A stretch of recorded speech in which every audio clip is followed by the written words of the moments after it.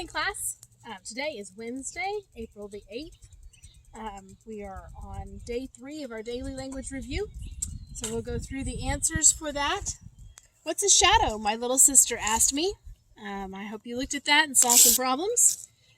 What's should be a contraction, so we're missing, as you guys like to call it, the appellation mark, the apostrophe. What's a shadow? The question mark needs to go inside the quotation marks. My little sister asked me. There are only 2 corrections on that sentence. The next one says, turn off the flashlight pointed at the wall, I said. All right, I think I auto-corrected something because I think I added a quotation mark when there wasn't one there. So, I think, where'd it go? There it is. Yep, I did. The quotation marks were right here, and that is not right. They go right there. That is correct. I'll make a smiley face there. And we need a comma and a conjunction.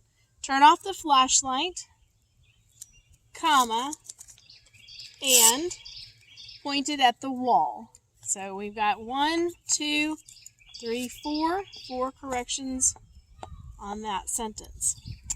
All right, the rest of the number 3 is we're making a complete sentence, and you can use a coordinating conjunction. And if you remember, your coordinating conjunctions are your fanboys, for, and, nor, but, or, yet, and so. Use a coordinating conjunction, just like you did before, to rewrite that sentence, and then write a word to make a complex sentence. And remember, complex sentences are your www-wubs. When, while, where, as, since, if, although, whereas, unless, because. And use one of those words to make a complex sentence on your daily language. All right, next we will let's discuss our spelling. Today we have a spelling pre-test. You'll need to do workbook page 109, and then we'll take your pre-test, and that will be an audio that I will send to your parents.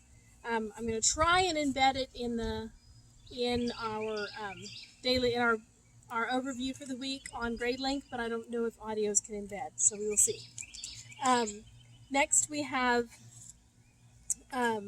English. We're talking about quotation marks, which goes really well with our daily language. So our English, we'll be working about direct quotations, quoting what somebody said, and the quotation marks that go around that. If you'll practice on your Kahoots tomorrow, you will have a chapter review in your English. That's kind of the end of the test. The test at the end of the chapter. I don't count it as more than a test, more than a workbook page, but it's the collection of everything we've learned. So if you practice on Kahoots, those are questions that are actually taken directly from that review. So you'll take that tomorrow. Just do your quotations, and if you can practice on Kahoots, then do that. Cursive, you'll be doing the top page of page 22. So start at the top and go all the way, but you do not have to do the report at the bottom.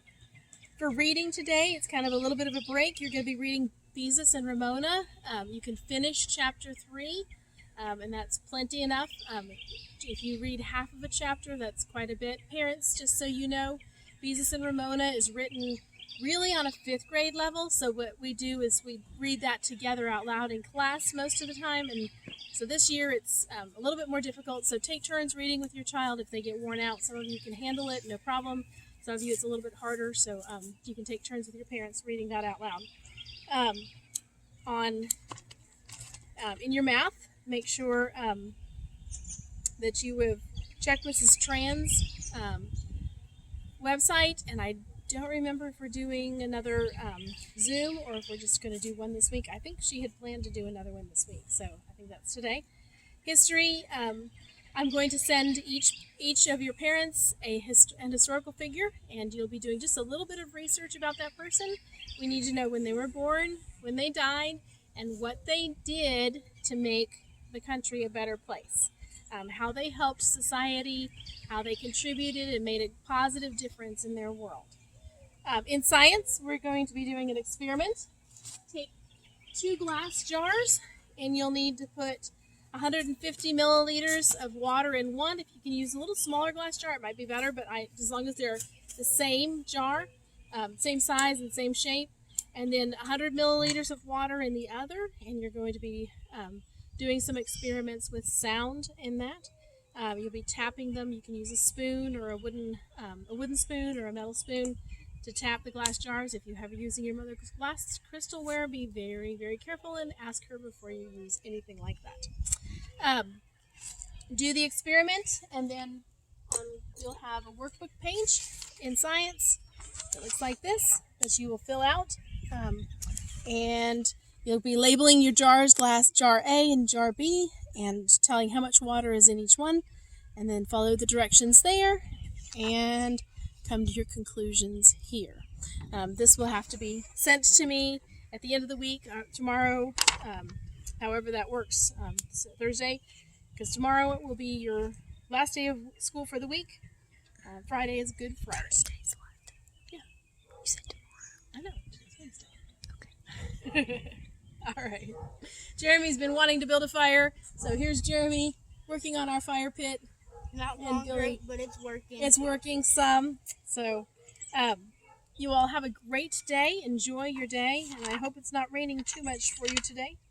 And I will talk to you later. Take care. Bye.